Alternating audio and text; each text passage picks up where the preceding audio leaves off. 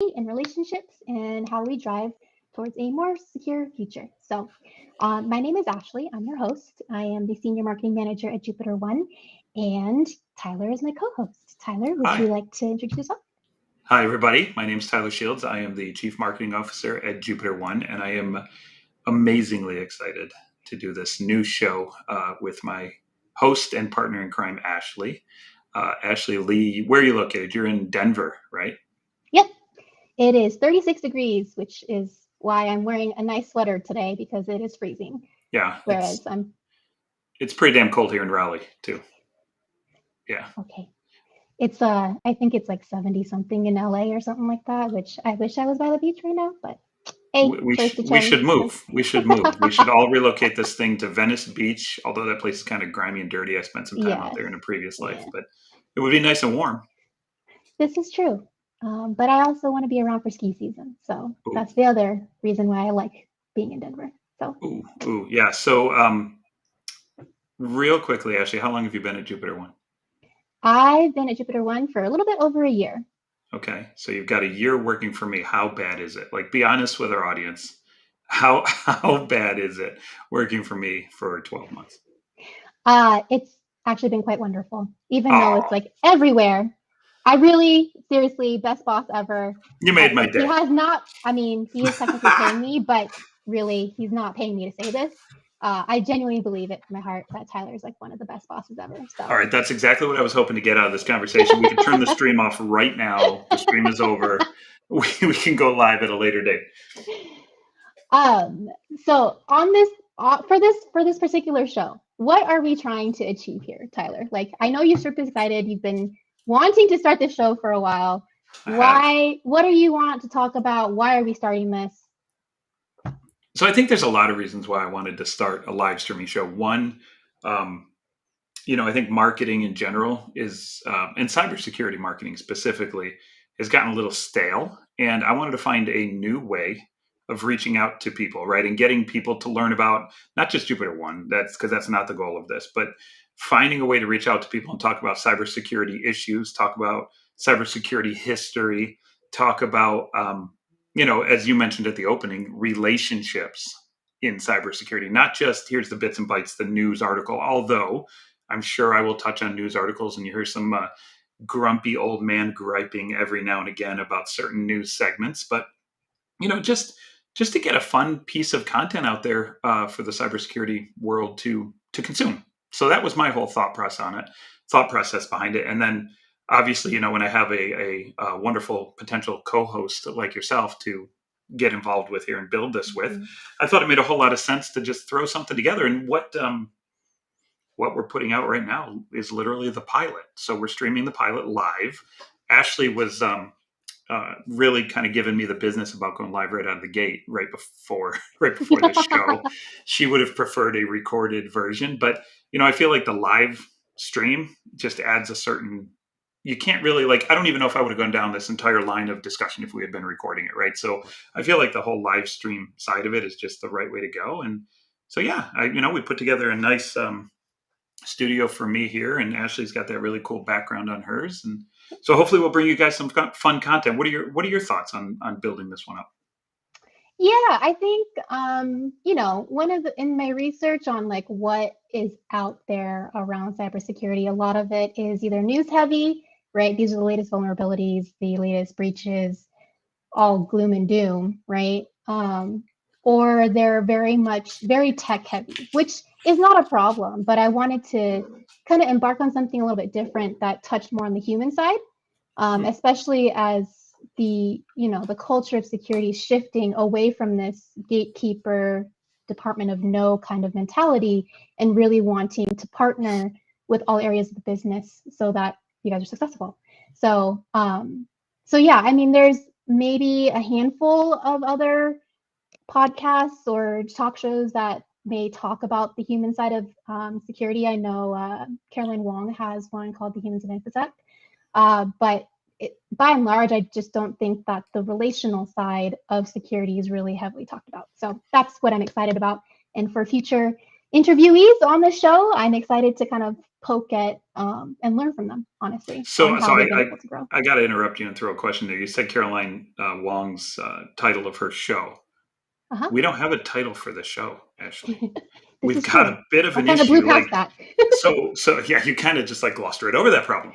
But when you look at the background of our stream right now, you see the Jupiter One logo, and I have a big blank spot up at the top that's in jet black, and a big blank spot down at the bottom. Right. I need to know what am I going to put up in there? What title? What is the title of this thing? Who knows? I mean, we have the topics of security and relationships. I did think sec and relationships, but if you Google that, that's not safe for work. So don't do that.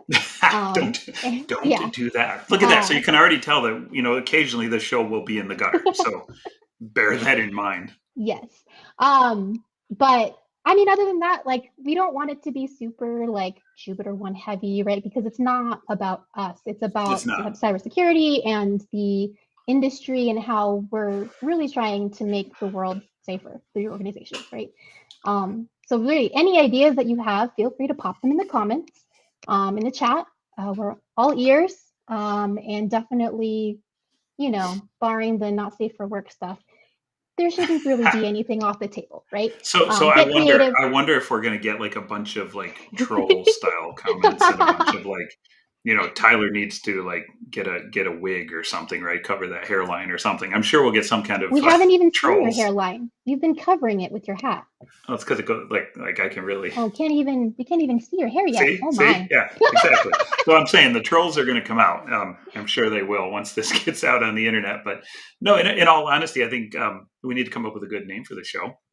And I thought it would be really kind of cool to potentially crowdsource it. If we don't find any good ones from the crowd, we might just make one up ourselves. We are marketers after all, but crowdsource it could be kind of cool. So if there's anybody out there listening, all two of you, go ahead and make sure you put something in the chat or at least send us a DM or a separate message separately. That's another thing you'll find out from me too. I don't know anything about social media. I'm not very good at this kind of stuff. So I'm kind of relying on Ashleigh to give me a little bit of guidance, on how to interact with everyone. All good. All right. So as we, ideas fly around, I wanted to kind of interview you a little bit so that folks could understand, who are you as the co-host, right? I will do that with you on the one condition that I can interview you directly back in return and ask you questions that are twice as hard as what you ask me. Fine. Okay. You're really breaking the ice here, Tyler. I do what I can. Challenging me, as always. So over the last year, I've kind of poked at your security background, and, you have a history of being a security researcher, but even before that, you're really a breaker, as they call it. So wanted to kind of just poke a little bit there. I know you've been to some of the really early on DEF CONs. What were those like? Wow. So my first DEF CON was in 1998, I think, 97, 98. So it was DEF CON 6 was my first one. I sadly, I gave away, I actually had t-shirts from every DEF CON and every Black Hat, starting at the first Black Hat conference. I bought t-shirts from the swag store for all of them, and I gave the whole thing away, like the whole collection away about 8 or 10 years ago to the son of one of my coworkers he was in high school, like 9th grade or something, and he wanted to get into cybersecurity. And so I decided it would be good to donate all my old amazing, like 2600 shirts that had the Melissa virus source code on it. Like, he got such an amazing collection of shirts. But anyways, I've been to them since 98. The scene was definitely very different back then, but I think, it has to do with the function of who you are as a person too, and what you make out of the scene, right? When you're, let's see, 98, I was 23. So, I am literally double that now. You're not that anymore. No. So, going there and, ripping down 40s and drinking like crazy and being stupid and, not the most well-behaved person. It's Vegas. What do you expect? Right, but and Vegas at 23 is very different than Vegas at 46. I'll tell you that right now. But True. you hook up with all sorts of people that are young and immature and crazy and learning new things. And what I really liked about it, there was no holds barred back then. Like you could do literally anything, good or bad, right? And you got both sides of it. But I just met some really amazing people back then that turned out to all turn into amazing adults and entrepreneurs and business founders. And some of them didn't succeed, some of them got busted for bad things, and others went and founded amazing companies and did great things. And I've maintained relationships over the last 23 years now that I met back at that very first DEF CON. So it was a hell of a ride, very different, at the Alexis Park. And the first one was at Penn Hotel, I think it was called, in the downtown strip. It was at the head of the downtown strip, and they blew it up after the first year that I went. They blew the hotel up, so Really? we weren't able to go back. There was a series of about 5 or 6 years where DEF CON would come in, do the event, and then that fall, after that summer where the event was, that fall they would blow the hotel up. So we were like one of the last conferences of like 5 hotels in a row, and then they would knock the whole hotel over. Um, Makes you wonder what happened to DEF CON to cause uh, them to yeah, blow it up. yeah, yeah, So exactly. So then we went to the Alexis Park Hotel, which was it was off strip by about a block on Flamingo, I think it was. And the Alexis Park Hotel was kind of like an outdoor, like pools, and it wasn't a hotel. It was kind of very like one floor mhm. outdoor hotel. And they were there for a number of years, a good 6, 7 years or something like that. But yeah, they got out of the bigger high rises. But yeah, I mean, it's just more about building relationships. And I've had lifelong friends and relationships that have come from that. How would you say it's different, 20 years later? Aside from the fact that, going to Vegas is just different 20 years later, but like from the event, from the culture, from the just the general vibe of going to DEF CON, Black Hat, there's the whole cybersecurity summer camp vibe. But Mm-hmm. how is that different from back 20 years ago? Yeah, I mean, if you take the personality and the age difference out, I would say that it has definitely got larger, more corporate, and people are trying to figure out how to gain financially from those events. Um, I have to admit, I haven't been into DEF CON proper in a handful of years. I just, have found myself a little bit disconnected and too old to actually fit in there these days. But maybe I'll go, maybe I'll go next year, and, assuming that we're back in person for DEF CON next year, I might actually go and, immerse myself in the culture, because I miss it, and I miss the people. I miss kind of that scene and that entrepreneurial excitement that young people can bring to the table. But I think that's kind of the big changes that I've seen, is it's gone a lot more corporate because there's just so much. Back then in '98, there was like ISS and Checkpoint were the only two cyber companies that I even remember back when I started, Mhm. right? So there just weren't a lot of security companies back then. So it wasn't corporate. It was all just everybody was there for the same reason, to learn and share knowledge and have a party. It was a party. Mhm. So you yourself have also gotten more corporate, right? Like you used to embark on some of these wonderful adventures. Um, but like Yeah. what what drove you to be more the security professional, as we call it today? Yeah, that's a good question. Um, I think for me early on, it was definitely about the tech and about learning the tech, 100%. Um, and then I think at some point, I learned a lot of the tech. I felt very comfortable with the tech. And at some point in my career, I decided I wanted a different challenge. And for me, it was about building businesses. That became my new challenge. I'm still not, I'm semi successful with that, which I'm sure we will get into with future questions. But um, for me, the text ceased to be interesting. Like it became interesting as an ends to a means to build a business. Mhm. And it's not that I don't like tech. I have full respect for people who still love tech and do it every day. My brother is a great example of that. My brother's on the security engineering team at Facebook, and he is just the tech dude, like so smart. I'm so envious of him.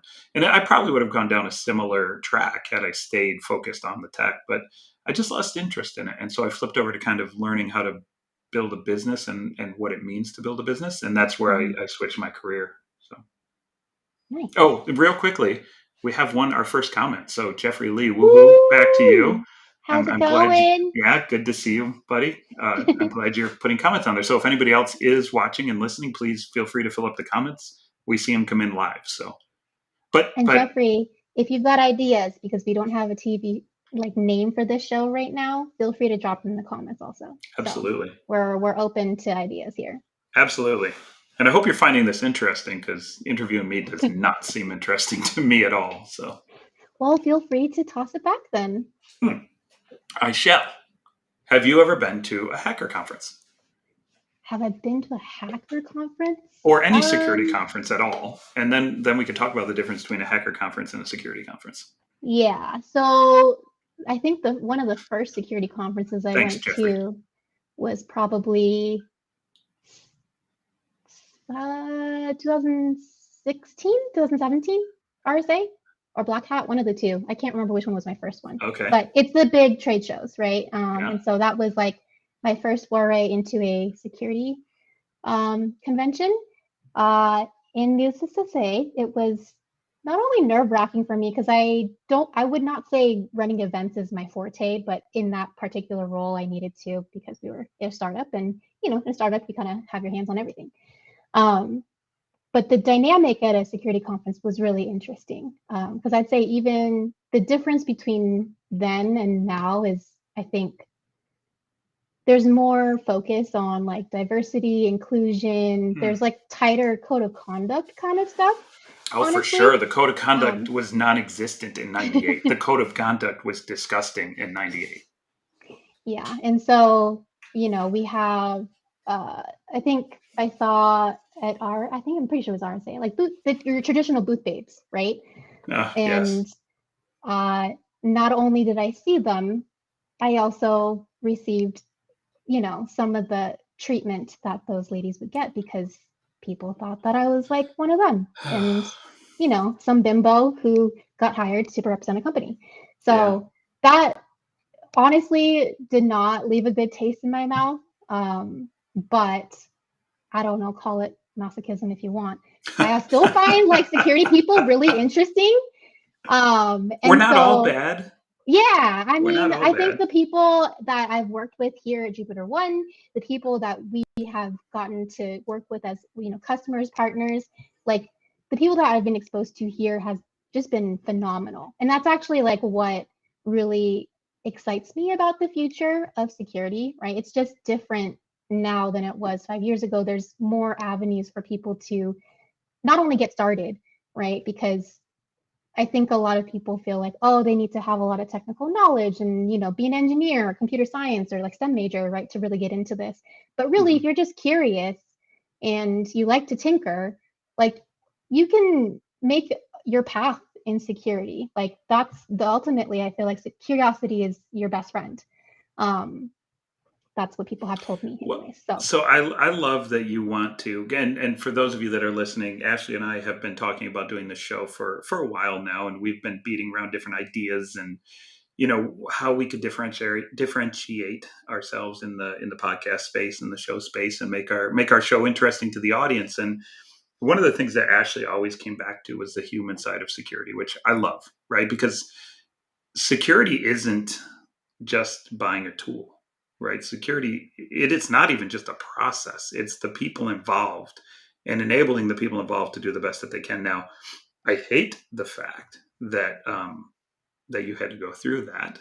But do you think you learned and became stronger on the back of any of those incidents? Or not incidents, I know you didn't have an incident, but any of those experiences? Yeah, I mean, I think it definitely not only changed my view, but I think generally what other women have said about being in tech, like you do have to carry yourself in a certain way to garner respect and be able to have a seat at the table, right? Which kind of sucks, honestly, but at the same time, like women are making waves, right? In not just security, but like in tech in general. And so for me, it's definitely more of that professional growth. How do I carry myself? How do I have the conversation? How do I, even if I do come across difficult people, how do you have those conversations and still be respectful and mindful of, your own boundaries and whatnot. So I think your audio just went out, Tyler. You're going to come back? You're going to drop? You're going to come back? Okay. Okay, so it's just me talking. Okay, got it. I can read your lips. I got you. Cool. Well, so while we wait for Tyler to come back, I think one of the interesting things with security, and feel free to indulge or ask questions in the chat if you'd like, is just how people there we go. Hi, Tyler. I was just about to embark on a topic, but never mind. Wouldn't be a live show without a glitch. And there's our first glitch. So yay! We got it out of the way. Of the way. And hopefully, I don't see, because I just joined, I don't see Jeffrey's comments anymore. Hopefully they're still flowing into the stream okay. I don't know. Ashleigh is our producer extraordinaire. I'm just the talking head. So she's the smart one. Sorry to interrupt, Ashleigh. It's all good. Not gonna lie, one of my fears of being live is not being able to multitask. But now that we've gotten that out of the way, I think we're good. It's done. So thank you for continuing to. What topic were we on? I don't remember. All right, well, let's just pick a new one. What's our new topic? Let's see. I think we talked about security culture. We talked about how that's changed over the last 20 years or so, and even what I've seen in the last 5 years. Yeah. What are some of the technological trends, right? Considering your background as a security researcher, how much time do you have? As much time as you're willing to spend with us. But yeah, I would love to know from your perspective, like, what are some of the trends that you're seeing in the market? And willing to share with the team. Yeah, since the point of this whole pilot is this pilot show, this first rev of our show is to let the audience get to know who we are, right? That's the point of this whole one. For those of you that are listening, the point of this first show is just introducing us as speakers to you guys. So by way of that, I will just give you 10 seconds of background. I generally don't like to dive into my background because I don't like yapping on about myself, but I actually started my career as a cybersecurity researcher. Actually, I started my career as a penetration tech 1997 as an IT guy and security guy in Silicon Valley in the .com world. That's when I went to my first DEF CON, and it definitely hooked me on cybersecurity. I was going to do cybersecurity for the rest of my life. Did my first startup there. Wrong. Yeah, exactly. Then fast forward, did a 1-year stint at the United States Postal Service, which was the worst job in history. And I think I'm on public record of talking about this job before, so hopefully that won't be too much of a surprise. Did that for a year, then became a cybersecurity consultant for a firm called At Stake. At Stake was eventually bought by Symantec, but I had about 6-7 years under my belt as a penetration tester, offensive security guy, researcher. Went over to Veracode as an R&D guy. After that, helped build their static analysis tooling and did some research and public speaking there. So went down that kind of cybersecurity rock star path, which we can talk about the impact of that as well. From there, was an analyst at Forrester, and that's where I switched from tech guy to business guy. Did a few years as a Forrester analyst, which was an amazing transitional period. Then I did head of marketing, CMO, VP of marketing at a company called Signal Sciences in Los Angeles. That one was very successful, sold for $775 million to Fastly. Did a couple years of strategy and corporate development at Sonatype and at CA Technologies. And most recently have come over to Jupiter One. So the reason I get into that is because as my experiences change, so do my understanding of the technology trends and the focuses and things like that, and how I think of it. Back in the 90s, I had a lab and a rack in my tiny little condo in Silicon Valley, and I was sitting there banging out Linux code all day. And so you had certain versions of what trends were. I was writing PCAP code. I was hacking on Nmap, actually trying to write extensions to Nmap back then. So my trends then were more about, deep packet analysis and, different types of view into technology advancement and moving the bar I then spent some time during the pen testing window. A lot of my experience there was about automation of attacks and kind of getting attacks to be, well, quite frankly, so I could do less and deliver more work. Right, as any good pen tester does, they try to automate as much of their work as they can. At Veracode, I was focused on, and this is where I did my master's thesis on anti-debugging and rootkit technology. So it got deep into reverse engineering, R&D, anti-debugging techniques, binary analysis, stuff like that. And so those were trends that I got into. That's where I got into mobile security. I wrote, actually, fun fact, I wrote, Wireshark, Jeffrey, that's right. I did a lot of Wireshark plugins back in the day. I did I think I was the first person and potentially only person, because I did it for BlackBerry mobile devices. I actually wrote a fully functioning piece of spyware for BlackBerry mobile devices and released it at ShmooCon conference in 2010, 8, somewhere in the 9, somewhere in that window. And it was really cool. Like it could exfiltrate data, track the user, all sorts of full spyware, listen in on phone calls, all sorts of stuff. And at ShmooCon that same year, another guy released the exact same concept for iPhone. Needless to say, his stuff was really popular. My stuff wasn't quite as popular. It's BlackBerry. I picked the wrong platform to do my research on. But I got deep into the mobile security world there for a while. And then when I was at Forrester, I really learned about how to do trends and how to understand forward-looking trends and how to analyze markets and how to analyze business direction.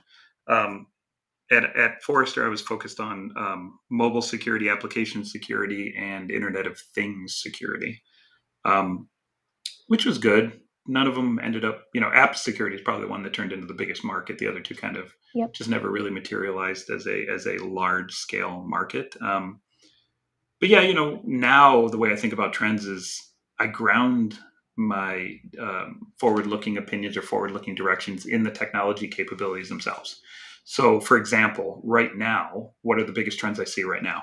Obviously, movement to the cloud. Everything's going to be cloud native, built in the cloud. And I don't just mean taking your application, shoving it into a container and putting it into a cloud instance. That's like 101 baby step stuff, right? The real version of that is then taking your application, breaking it down into its subcomponents, getting horizontal, vertical scale using cloud native development techniques and tools. That's where it's going. So that's a major trend. Another major trend I see is APIs. Everything is API first. And because of that, the ability to automate communication between technologies is just, it's never before seen. So I believe that we will see just an increase in API usage, an increase in cloud-based usage. And fundamentally, that's why I came over to Jupiter One. Jupiter One's based on those two forward-looking kind of, growth areas. And so, I think the key for me is I ground my futures in capabilities of technology and what the impact will be on the way people consume that technology and then get value from it. And then you figure out what that looks like. Thank you for that. Yeah. Appreciate it. Yeah, trust me, I've missed some. I've missed some for sure. Like building on BlackBerry was a dumb mistake. I made predictions as an analyst that were like, you did what now? You're predicting what? But the cool thing, I'll tell you, I'll tell the audience a little bit about analysts. You'll only ever hear an analyst bring up something they predicted that was right. They never bring up all their misses. So interesting. I'll have to do some research now. They won't admit to those. So. Yeah. Okay. So what you're saying is you won't be able to admit to yours either. Tell me though. So I got into my background. We didn't get into yours, right? So for the listeners, Ashleigh's on my marketing team here at Jupiter One. She came in. She was my first marketing hire. I brought her in as my right-hand person to help me build this thing from scratch, and she has been involved in every aspect of what we've done here at Jupiter One, which is good and bad. She had to wear 30 different hats and learn on the fly and get beat up by me regularly. He's the cause of more grays that you cannot see. It's all covered with blue. You'll be all right. But no, so honestly, how did you get into what you're doing. What do you like about it? What was your transition, your path, and your background? Again, this first episode is about explaining who we are to our audience. So tell us about yourself. Yeah. So unlike Tyler, I am not a security professional by trade. I actually went to school, got my degree in finance, and minored in graphic communications because I later in my time at Cal Poly, I discovered that I actually really like the creative side of things. So instead of being able to double major, they basically were like, dude, it's the recession. We're going to have to make you graduate. So finished with my finance degree and knowing full well I didn't want to actually go into finance at all, but I got the paper and actually got my first job on the marketing team over at Ericsson, the Redback Networks group that had just gotten acquired. And so for about a year there, I got to experience, what a rebranding effort looks like for a large corporation. And got to learn a lot of new skills, also got exposed to some of the other ways that bigger companies would create websites and stuff like that. But also quickly realized that I don't really like working for big companies because you're very focused and Yep. the impact feels smaller. So left that company to go to a startup called Scintilla. They did some cloud monitoring, server monitoring analytics. And so that was where I got my exposure to marketing automation and branding, and literally wore a lot of the same hats that I've worn here. But, being in my young 20s, I didn't know what work-life balance was. And so, thought I could get out of burnout.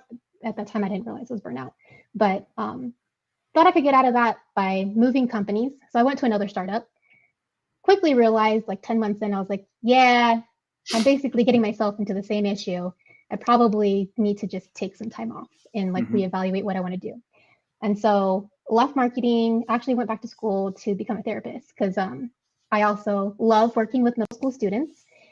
Just the impressionability of middle school students and just their personalities and just how they're growing is just, that stage of life is really interesting to me.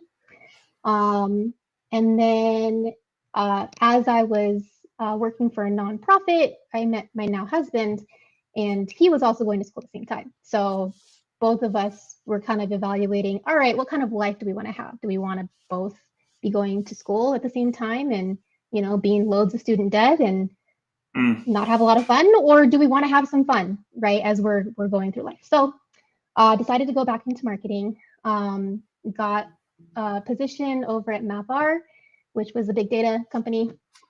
Got my hands on marketing automation again, fell in love with it again, which was really just nice and refreshing, and eventually made my way over to Now Secure, to wear the bazillion hats for demand gen, digital, and whatnot. So Now Secure was the first security company that I worked for, and not gonna lie, part of the reason why I joined was because I was like, yeah, everybody's on mobile devices now. Everybody uses mobile apps. So ideally, right, you want to make sure that those are secure. So like there's good being done, right, in the world. So you felt the mobile market was going to be a big one too. Oh yeah, definitely. So did I. I was like, oops. Yes. Oops. Yes. So, but I will say I did learn a lot about just security and security analysts, security folks in general through my 4-ish years. So she's really good at marketing, but she doesn't know how to count.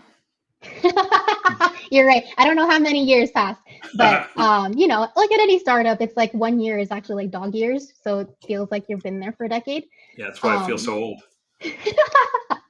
So that's where I got my start in security and really started to get a peek into the minds of penetration testers and security researchers and whatnot. And I just think that's super interesting, like especially for as I started going to other events like Apps Like USA and some of the smaller events where I could network with some other folks who are more in the weeds and in the day-to-day of security operations. I always just found it just so interesting how they think about what they're tackling and what they're protecting, right? Interestingly enough, over the last couple of years, a lot of the women that I've met at these security conferences tend to be the ones who are leading initiatives that are bringing groups together, which I always thought was an interesting trend. But that's in general, it's not just females doing that, but in general, I feel like the trend towards bringing people together, more collaboration, more openness about how decisions are made and how things get done has really helped propel security forward, from what I can tell. So that's where I am. That's amazing. So there's a million different ways, different angles I can take this, but actually, first and foremost, I'm going to ask you to share the BTS story. Thank you, Jeffrey, for that idea. Is this a funny story? Is it worth getting on our podcast? Jeffrey, don't let me down. I hope you're not requesting a story that's going to bore the audience. It's not funny, but it's not boring either. Okay, actually, well, let's hear it. BTS was pretty fundamental in bringing me to hold on a Jupiter second. One. So real quickly, FYI, there's people like me that are going to watch this who won't even know who BTS is. So I didn't even know who BTS was. And I apologize to all the BTS fans out there. I do not want the wrath of you at all. I didn't know who BTS was till Ashleigh introduced me, actually. Yeah, so they are a K-pop band. They actually started out as a hip-hop group back in 2013 when they debuted, and have since, I think they started breaking into the US market around 2016 or so, and started moving into more of the pop sound that you hear today. And so most of their songs are in Korean, right? The songs that they come out with in this past year have been in English because to solicit the American audience, right?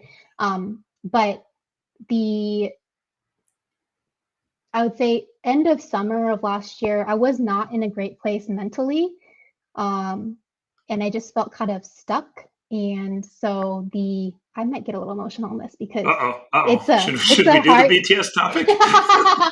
But it's a heart topic because to me it tells you how well music transcends, even if you don't understand what they're saying. So can I is there any way, so here, okay, old guy question, is there any way on this streaming system that I can do like hashtag BTS fans and try to pull all the BTS fans into our streams right now so that they hear this amazing story and we can shoot our numbers through the roof? Is that something that we can do to hack our numbers?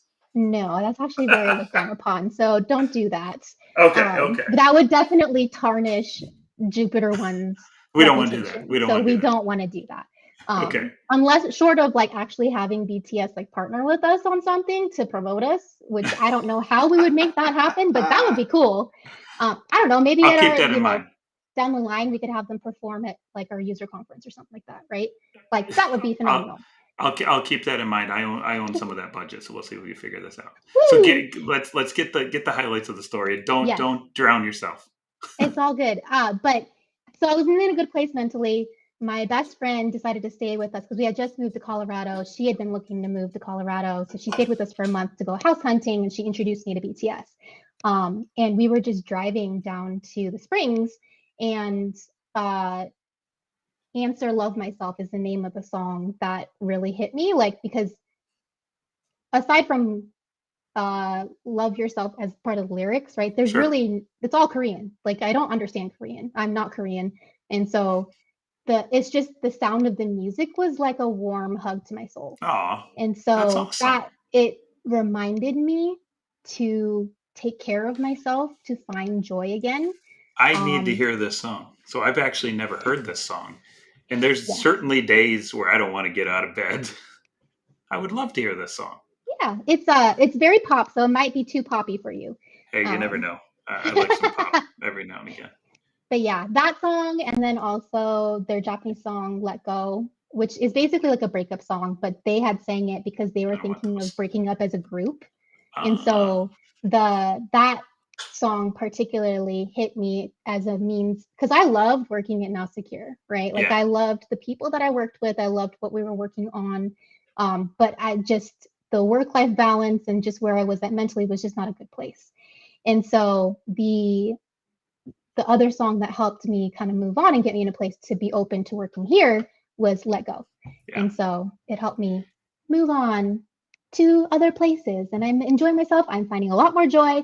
And so, oh yeah, don't worry, Jeffrey. We'll just let him listen. He's got a guitar right there. So one of these episodes we'll have him perform. So on I'm going to roll this. I'll loop that in. But I'm going to roll this back to what do we have for future episodes here? What's the future direction for the show, right? Because we wander all over the place. You and I, we could talk forever. We could wander down all sorts of crazy topics. And that'll be good for some things. And then other people will hate us, but that's okay. We know that's going to happen. What's our vision for the show in just a couple seconds, because we have to wrap. Mm-hmm. What's our vision for the show? How often are the audience going to be able to see us do this little thing? And is it going to be more fun and more entertaining than what we threw up here for today's pilot? Yes. So the goal here is to interview other security professionals who are, either big names like Jason Chan, or, folks who are wanting to share their story of how they're transforming security within their organizations. She dropped the name Jason Chan there because he's a good friend of mine, and I hope to get him on this show. So I will DM him directly after the show and see if I can get him to come on and one of these early episodes. Because for those of you that don't know Jason, he is an old at-state colleague of mine. Formerly ran huge chunks, if not all of, I'm not sure to what level, but very high up in the security group at Netflix. He's also an ultra marathoner. And just an all-around amazing person. I think we could get him on the show to talk about some fun stuff, maybe even in the next episode or two. So I'm going to reach out to him as soon as we get done. But interviews with awesome people like that, and not just necessarily to talk about the bits and bytes of the latest hack, although we'll do some of those too. We'll bring some of those awesome people on too. But also, like, what's some of the softer side of security, right? Is that the plan? Yeah. How were they able to, break down barriers, maybe between departments, right, to get better security posture across the entire organization? Because, bringing security to an organization and transforming it from the inside out is just it's not an easy task, right? It takes a lot of soft skills, relationship building, finesse, if you might, to really drive security forward. So definitely looking forward to having those conversations with future interviewees. We're looking to do this probably every other week, about twice a month, first and third week of the month, potentially more. Maybe a little more if I have my way. We'll see. Yes. But definitely stay tuned. We'll definitely be bringing on some more folks to give a little bit more life to this show. So yeah, we're going to do some other shows as well. So keep your eyes on our YouTube channel. Keep your eyes on our Twitch stream. Whatever other social media. This is, again, not my ball of wax. This is Ashleigh's baby. So whatever other streaming systems exist that people under the age of 46 actually watch, we'll try to get on those as well. Content wise, I'm super excited about this, right? Because I also have committed to doing some fun sketches and skits and games. Hopefully we'll be putting some of those in there. The reason why I bring that up is Jeffrey, the person that's been commenting here, says he wants a Tyler live cover of a BTS song. Maybe when we hit a certain number of followers, I'll do a live cover, but I'm telling you, that's probably going to take our follower count down at that point. But we'll see. You'll win some, you'll lose some, but hey, I'm going to have a good time doing it. That's right. So I would like to say that, please, anybody who's watching this, we want to hear from you. Like, this is important to us, mostly because the content side of this is fluid. And we're open to ideas, and we're open to doing cool things. And we're open to bringing on anybody who wants to have a platform that it makes sense that, you're going to do good things for good people and talk about and help us build relationships in cybersecurity, because that's what the show is all about. So anything else you want to wrap, boss? You own this thing. You wrap it. No, I think that pretty much calls it. So thank you so much for listening this far, for watching this far, for participating. Really appreciate you. And stay tuned to our socials for our next episode. Absolutely. Episode 1 is in the bag. Thank you very much. We'll talk again, hopefully in a week or two. See ya.